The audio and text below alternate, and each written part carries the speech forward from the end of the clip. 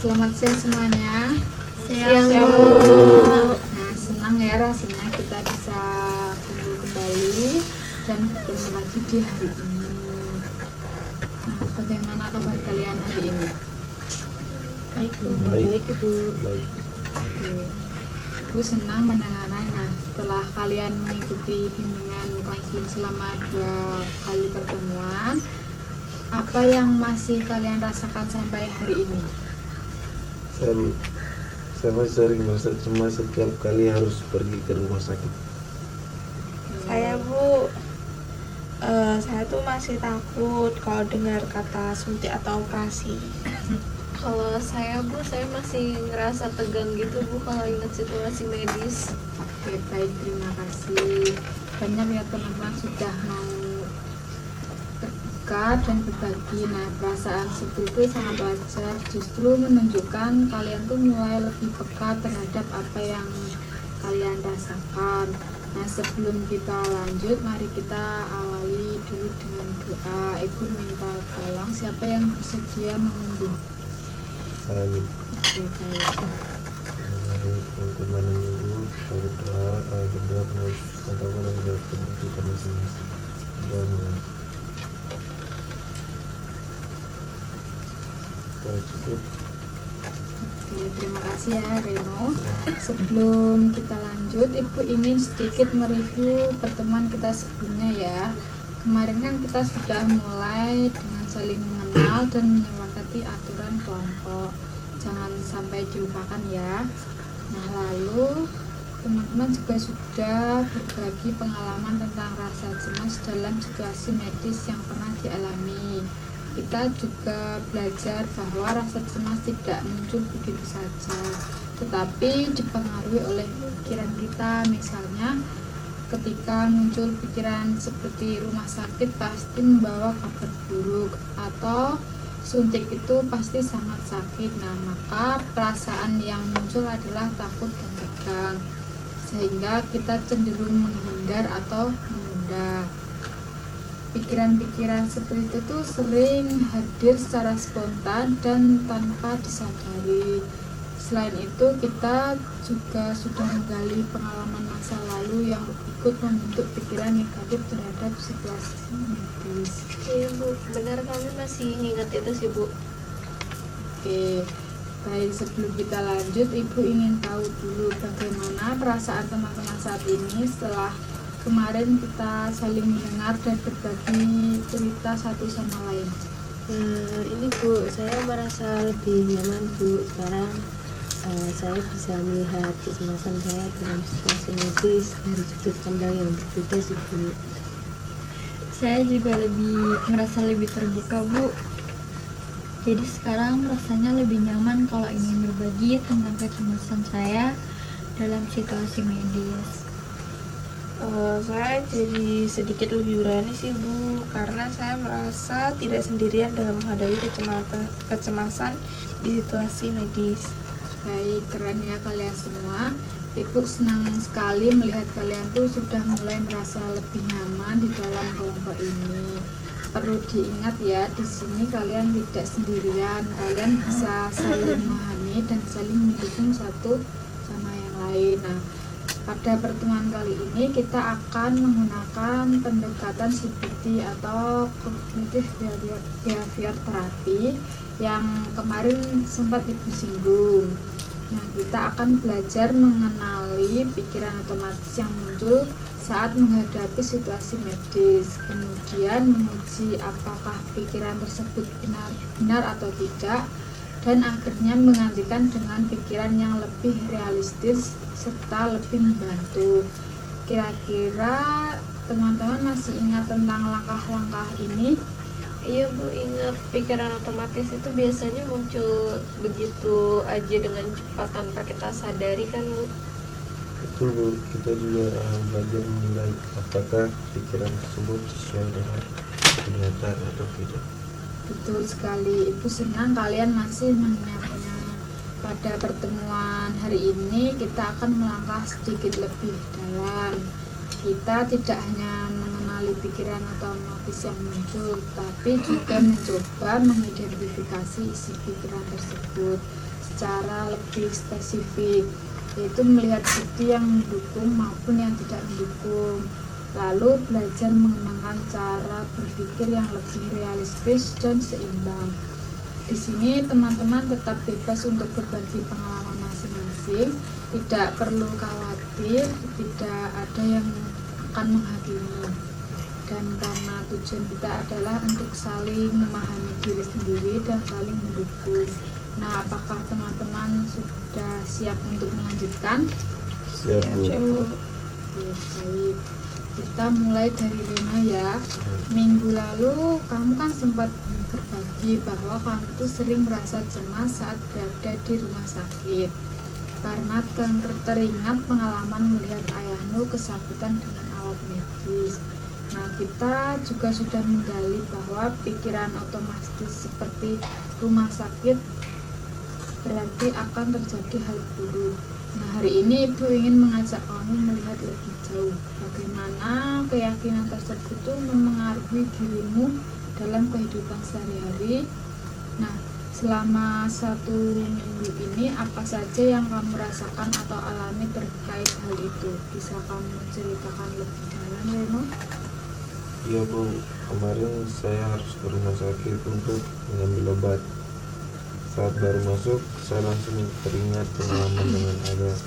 Lalu timbul pikiran seperti di sini pasti akan ada kabar buruk lagi. Akibatnya saya langsung merasa cemas, jantung berdebar, Bu. Tangan saya terasa dingin dan saya jadi ingin cepat keluar dari sana. Baik, jadi situasinya itu sudah cukup jelas ya. Saat itu kamu hanya ingin mengambil obat, tapi muncul pikiran tertentu. Nah, bisa kamu ingat pikiran apa yang pertama kali langsung muncul di benakmu saat itu? Saya langsung berpikir kalau rumah sakit pasti bawa kabar buruk seperti kayak saya dulu. Baik, Reno, kamu sudah menjelaskan situasinya dengan sangat jelas. Kalau kita perhatikan bersama, setelah kejadian itu muncul pikiran rumah sakit pasti membawa kabar buruk. Sekarang Ibu ingin mengajak kamu melihat pikiran tersebut secara lebih perlahan ya. Menurut kamu pada saat itu apakah kamu benar-benar tahu dengan pasti bahwa akan ada kabar buruk, atau sebenarnya itu hanya seperti pikiran yang muncul karena pengalaman masa lalu? Sepertinya itu lebih ke pikiran saya sendiri, Bu. Soalnya kemarin saya hanya mengambil obat dan ternyata tidak terjadi hal buruk apapun. Oke, jadi yang benar-benar terjadi adalah kamu hanya mengambil obat dan bisa pulang dengan aman ya. Sementara pikiran pasti akan ada kabar buruk itu sebenarnya belum tentu terjadi dan tidak terlihat secara nyata saat itu. Ya, jadi saya merasa mungkin saya yang langsung menyimpulkan dari masa itu. Oke. Baik, sekarang kita coba melihat dari sudut pandang lain ya. Selain pikiran rumah sakit pasti membawa kabar buruk, menurut kamu kemungkinan apalagi yang bisa menjelaskan situasi saat itu?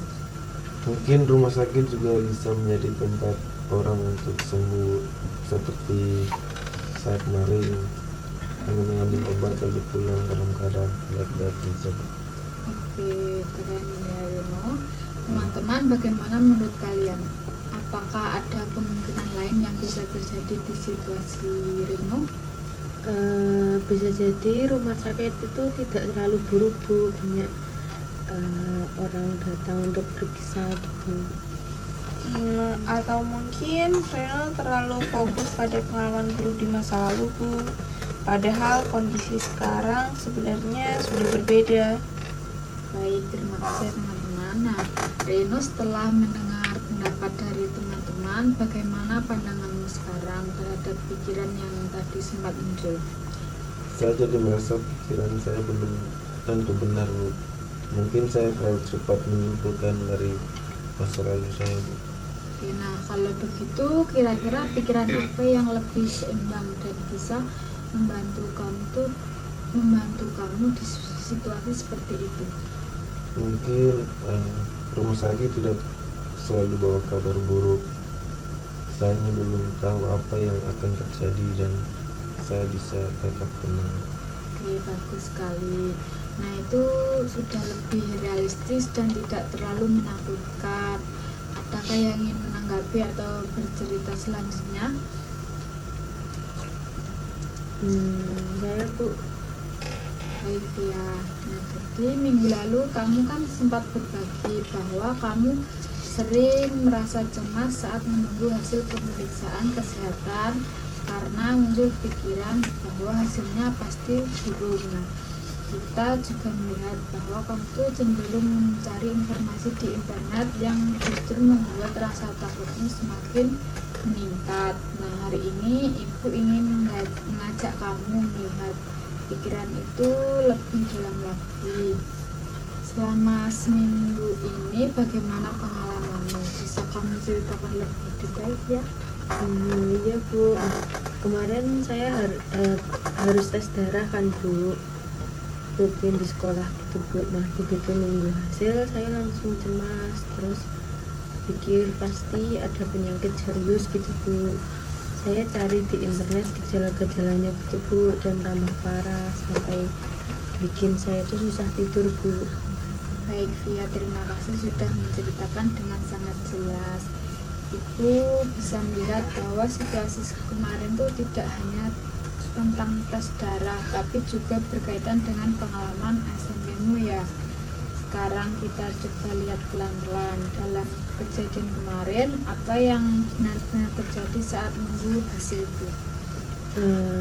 Saya nunggu semalaman Bu, dan hasilnya ternyata ya normal-normal aja Bu.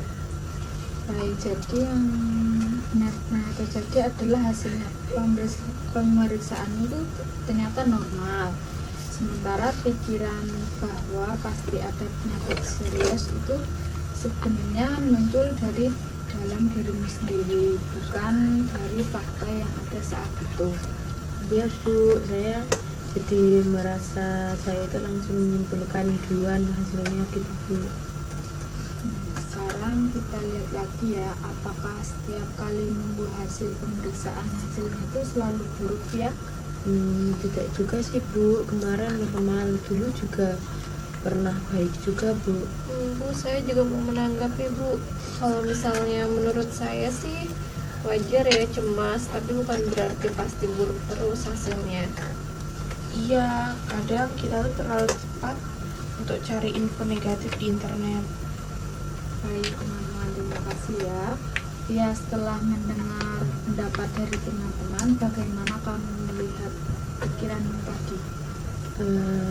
Saya jadi merasa ini sih Bu, mungkin saya terlalu cepat menyimpulkan hal yang belum tentu terjadi Bu. Baik, sekarang kita coba mencari pikiran yang lebih seimbang ya.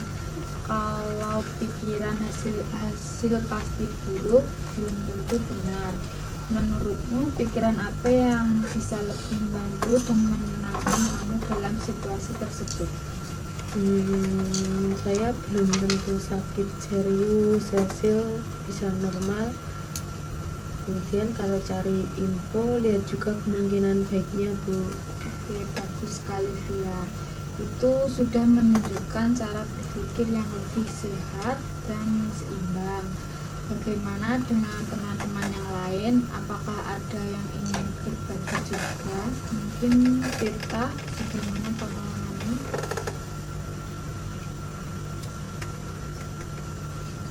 Oh iya Bu, boleh.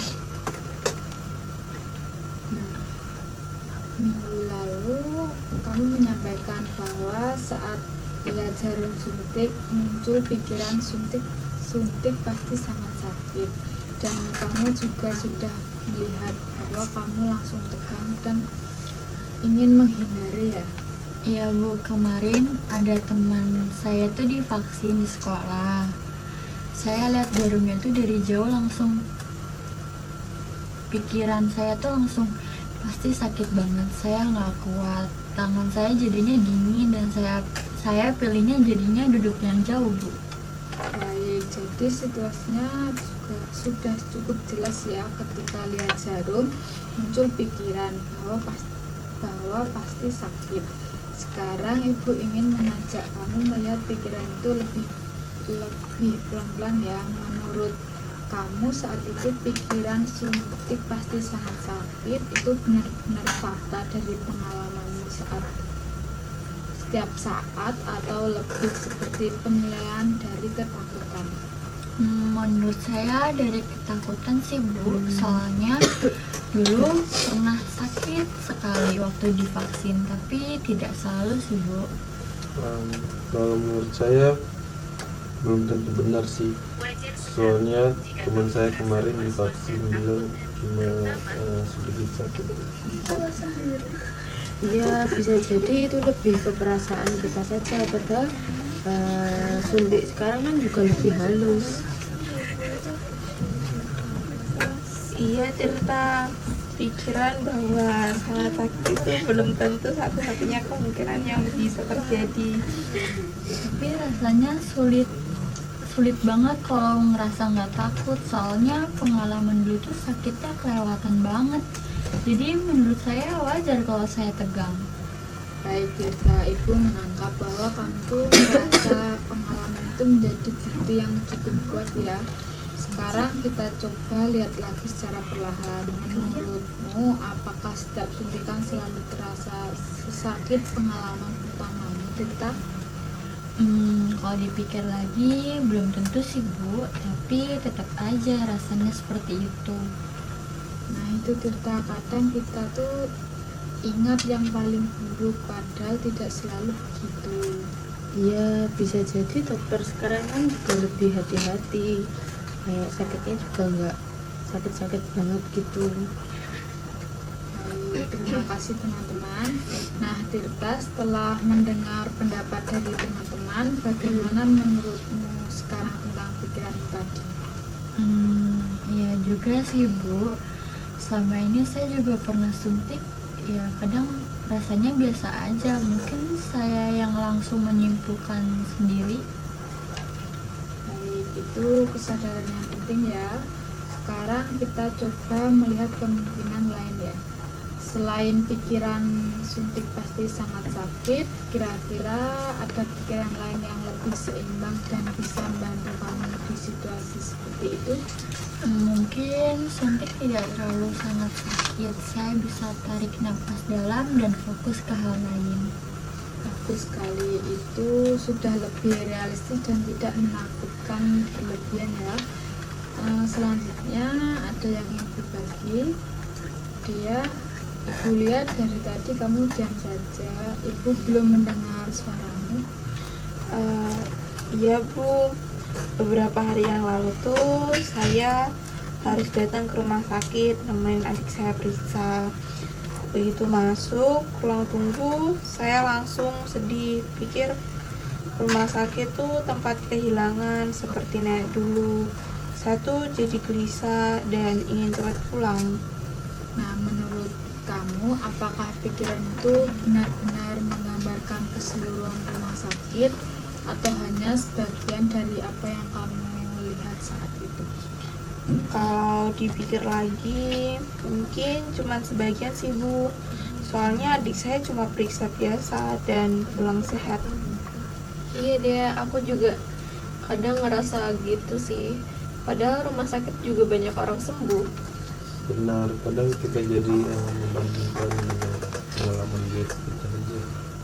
Baik, terima kasih teman-teman. Nah, Dia setelah mendengar tanggapan dari teman-teman, bagaimana menurutmu sekarang?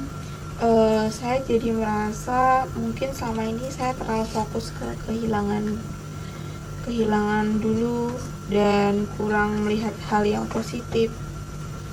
Oke, baik. Nah, itu pemahaman yang penting ya. Sekarang coba kamu pikirkan dalam situasi seperti itu, kira-kira pikiran apa yang bisa lebih seimbang dan membantu kamu tuh merasa lebih tenang ya? Rumah sakit itu nggak selalu jadi tempat kehilangan Bu. Banyak orang yang datang untuk sembuh seperti adik saya kemarin. Oke, bagus. Terima kasih ya, dia sudah mau berbagi. Nah, selanjutnya terakhir Tia. Iya Bu, jadi beberapa hari yang lalu itu dokter bilang ke saya mungkin perlu cek luka operasi yang dulu. Nah, saya tuh langsung tegang Bu di situ, ingat operasi yang lama. Saya pikir, wah ini tindakan medisnya pasti bakalan bikin luka lagi nih gitu. Tapi jadinya saya tunda di janji dokter.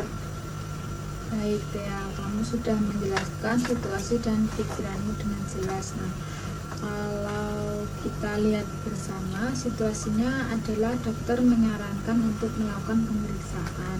Lalu muncul pikiran tindakan medis pasti akan menimbulkan luka. Nah, sekarang ibu ingin mengajak kamu melihat pikiran tersebut secara lebih objektif. Nah, menurut kamu, apakah semua tindakan medis itu pasti akan menyakitkan seperti pengalaman sebelumnya ya? Iya Bu, pasti sakit sih kalau menurut saya. Soalnya yang dulu itu juga lukanya tuh besar. Jadi saya rasa pasti akan kayak gitu lagi deh Bu. Nah, tapi kalau kita lihat situasi sekarang, apakah dokter secara langsung bilang akan operasi besar? Enggak sih Bu, cuman kayak bilang mau cek luka lama aja. Tapi saya takut itu tuh berkembang jadi malah operasi. Tia, menurutku sih nggak harus ya, soalnya tiap kasus beda, nggak selalu sama. Ya aku juga kadang takut medis, tapi dokter biasanya jelasin dulu risikonya. Nah, ya setelah mendengar pendapat teman-teman, bagaimana menurutmu sekarang tentang pikiranmu tadi? Saya jadi mulai mikir sih Bu, ya mungkin nggak semua tindakan itu bikin luka yang besar, tapi mungkin saya terlalu takut aja gitu Bu. Baik, nah itu pemahaman yang sangat penting. Sekarang kita coba menyusun pikiran yang lebih realistis ya. Nah, menurut kamu dalam situasi seperti itu, pikiran apa yang bisa lebih seimbang dan membantu kamu merasa lebih tenang? Mungkin nggak semua tindakan medis itu bikin luka yang besar. Saya bisa tanya dokter dulu sebelum takut. Baik. Nah teman-teman, dari proses tadi Ibu ingin melihat kalian mulai menyadari hal yang sangat penting. Awalnya ketika muncul pikiran otomatis seperti rumah sakit pasti membawa hal buruk, hasil pasti penyakit serius, suntik pasti sangat sakit, atau tindakan medis pasti melukai. Nah perasaan yang muncul adalah cemas, tegang, bahkan membuat kalian tuh ingin menghindar atau menunda. Namun setelah kita bahas bersama, ternyata pikiran-pikiran tersebut belum tentu sepenuhnya benar. Kalian juga sudah mulai mampu melihatnya dari sudut pandang yang lebih realistis. Nah ini adalah langkah yang sangat penting dalam teknik CBT, yaitu saat kita mulai menggali dan mengubah cara berpikir kita. Nah sekarang Ibu ingin mengajak kalian melangkah sedikit lebih jauh. Silahkan berdiskusi dengan teman di sebelah kanan atau kiri kalian. Coba pikirkan bersama. Setelah kalian mulai bisa mengubah pikiran negatif tadi, tujuan apa yang ingin kalian capai ke depannya? Misalnya perubahan apa yang ingin kalian rasakan atau apa yang ingin kalian lakukan. Nah baik, apakah bisa dimulai? Bisa Bu.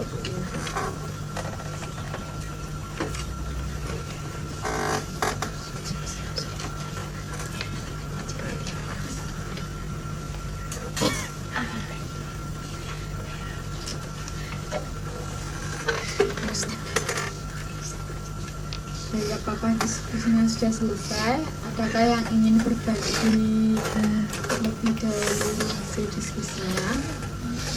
Saya Bu, jadi tadi saya sudah diskusi sama dia.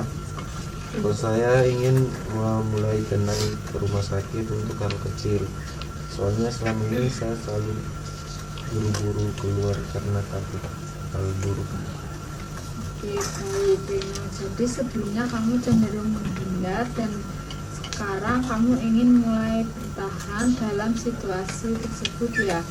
Menurutmu apa ya yang kira-kira masih menjadi tantangan atau hal yang membuatmu sulit saat mencoba melakukan itu? Mungkin rasa teguhnya masih ada, Bu. Takut nanti ternyata benar ada kabar buruk, Bu. Baik, nah itu adalah hal wajar ya. Teman-teman, bagaimana menurut kalian? Apa yang bisa membantu Rino ketika rasa takut itu muncul lagi? Ini sih Bu, mungkin bisa ingat lagi pikiran yang tadi Bu, kalau rumah sakit tidak selalu buruk Bu. Tuh kata Via, mungkin bisa mulai dari hal kecil dulu seperti ambil obat aja. Saya jadi lebih yakin sih, Bu. Mungkin bisa dicoba pelan-pelan terlebih dahulu. Oke, bagus Rino. Itu proses yang penting. Tidak langsung berubah besar tapi bertahap. Nah, selanjutnya Via. Kalau saya Bu, saya ingin lebih tenang menunggu hasil pemeriksaan tanpa cari info yang negatif gitu Bu, soalnya udah capek juga Bu kalau cemas terus. Baik Via, kalau nanti kamu kembali menunggu hasil, apa yang akan kamu lakukan berbeda? Mungkin saya akan coba mengambil nafas dan ingat kemungkinan yang baik Bu. Oke, terima kasih. Nah, selanjutnya Tirta. Oke. Kalau saya Bu, saya ingin berhenti tegang setiap melihat jarum suntik. Saya ingin lebih santai saat vaksin di sekolah. Oke, baik Tirta. Kalau nanti lihat jarum lagi, apa yang akan kamu lakukan berbeda? Mungkin saya akan coba ingat kalau di vaksin itu tidak selalu sakit dan fokus tarik nafas gitu Bu. Oke, baik. Nah, itu adalah langkah yang bagus. Nah, selanjutnya bisa dia. Saya Bu, tadi kan saya sama Tia, saya ingin berhenti sedih di rumah sakit dan ingin lebih fokus ke tujuan kenapa saya datang ke rumah sakit. Oke, baik. Nah, kalau nanti ke rumah sakit lagi, apa yang akan kamu lakukan berbeda? Mungkin saya akan coba ingat kalau rumah sakit itu tidak selalu kehilangan dan banyak yang akan sembuh di sini Bu. Oke, bagus. Itu adalah strategi yang konkret. Nah, terakhir saya. Kalau saya Bu, saya ingin mulai datang tepat waktu ke dokter. Mungkin mulai dari cek kecil dulu, dan saya bisa mikir kalau nggak apa-apa kalau misalnya nanti tindakan, pasti dokter tahu yang terbaik buat saya. Oke, baik teman-teman, terima kasih banyak atas keterbukaan dan proses luar biasa yang sudah kalian jalani hari ini. Itu ingin sedikit merangkum apa yang sudah kita pelajari bersama. Hari ini kita menyadari bahwa pikiran otomatis seperti rumah sakit pasti buruk, hasil pasti menyakitkan serius, atau suntik pasti sangat sakit, ternyata belum tentu benar. Nah, pikiran-pikiran tersebut bisa memicu rasa cemas, lalu membuat kita cenderung menghindar atau menolak. Namun hari ini kalian sudah mulai melihat dari sudut pandang yang lebih realistis dan menggantikan dengan cara berpikir yang lebih membantu. Nah, Reno sudah mulai menyadari bahwa pikiran rumah sakit pasti buruk tidak selalu benar dan ingin belajar lebih tenang. Nah, dalam menghadapi situasi sederhana, lalu selanjutnya dia sudah mulai memahami bahwa menunggu hasil tidak selalu berakhir buruk dan ingin lebih tenang tanpa mencari informasi yang justru memicu kecemasan. Nah, lalu Tirta mulai melihat bahwa suntikan tidak selalu terasa sangat sakit dan ingin lebih santai saat menghadapi jarum. Nah, untuk dia sudah mulai menyadari bahwa rumah sakit tidak selalu identik dengan kehilangan dan ingin lebih fokus pada tujuan datang ke sana, ke rumah sakit. Nah, untuk Dea sudah mulai memahami bahwa tindakan medis itu tidak selalu menimbulkan luka besar dan ingin lebih berani datang ke dokter. Nah, di sini ibu sangat senang melihat kalian sudah mulai mendapatkan pemahaman dan wawasan yang baru hari ini. Nah, ingat ya, perubahan itu butuh proses yang penting. Kalian mau mencoba, nah jangan sampai menunda sampai akhirnya menyesal di kemudian hari. Ibu berharap apa yang sudah kalian rencanakan bisa kalian jalani dan kita bisa mendengar perkembangan baik di pertemuan berikutnya. Sebelum kita tutup, ibu ingin tahu bagaimana perasaan kalian setelah menjalani proses hari ini. Nah, kita mulai secara bergiliran ya, dari sebelah kanan ibu yaitu Reno. Oke, saya lebih tenang Bu. Jadi saya lebih ngerti kalau pikiran saya itu belum tentu benar. Kalau saya Bu, saya tuh jadi lebih sadar sih Bu, kalau selama ini saya terlalu fokus sama luka yang dulu. Saya juga ini sih Bu, lebih bisa tenang nunggu hasil walaupun masih agak takut kalau nanti kejadian lagi Bu. Saya merasa lebih ringan sih Bu, jadi nggak terlalu kepikiran lagi soal rumah sakit. Saya juga Bu agak lega karena ternyata saya masih bisa belajar dan kurangi rasa tegang. Baik, terima kasih ya teman-teman. Ibu senang mendengarnya. Perasaan yang mulai lebih ringan dan munculnya kesadaran seperti itu menunjukkan bahwa proses perubahan kalian itu sudah mulai berjalan. Nah, terima kasih banyak ya teman-teman atas keterbukaan dan partisipasinya hari ini. Sebelum kita akhiri, apakah ada yang ingin ditanyakan atau ditanyakan lagi? Saya tidak ada. Baik, kalau begitu kita akhiri pertemuan hari ini ya. Sebelumnya mari kita tutup dengan doa terlebih dahulu. Doanya dipimpin oleh Reno lagi.